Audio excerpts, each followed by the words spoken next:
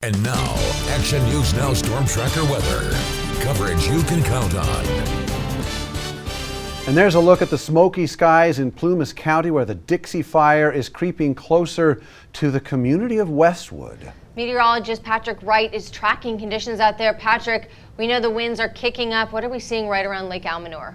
At this point in time, the winds are relatively calm. However, that will be changing over the next couple of days. So that'll be something to pay attention to and is a big concern for the fires, especially the Dixie Fire. We are seeing some of that growth in some of the areas around the fire, but we do have generally a north or southwesterly wind right now. Towards the north end of Lake Almanor, though, it is coming from the southeast, or southwest, I should say, in this general direction, but that will change based on the topography in the area. So that'll be something to watch over the next couple of days, especially as the pattern changes and our winds really begin to kick up, especially in some of those mountain areas and in the valley at times. Right now, though, calm winds for the most part throughout the valley, except Chico getting a little bit of a bump up to about 14 miles per hour.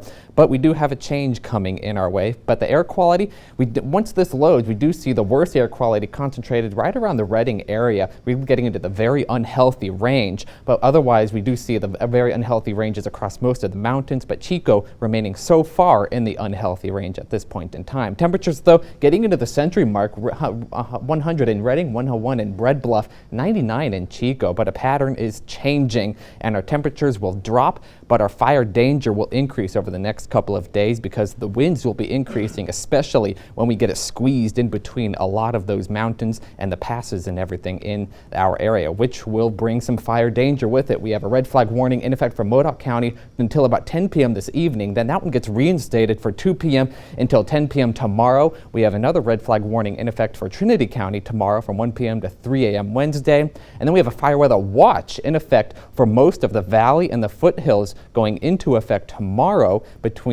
evening into Wednesday evening because a lot of those winds. So it will be very dry, very crispy, and in some cases very windy. The good news is for those towards the north in Siskiyou County, we do see the winds blowing a lot of the smoke out of there, but that does blow down into the valley and really soak things up and make it really poor air quality for the most part around those areas, but that'll keep going for the next couple of days. And then we do see things beginning to shift by Wednesday as a lot of the northerly winds really kick in. Though the winds over the next few days will kick up, especially towards some of the mountain areas, so that'll be something we have to pay attention to because that will increase our fire danger and the spread of the fires as the days continue throughout the week. So that is something we are concerned about and we will be paying attention to as time goes on. Looking at the temperatures, though, low 90s for the mountains, cooling down, but high fire danger tomorrow.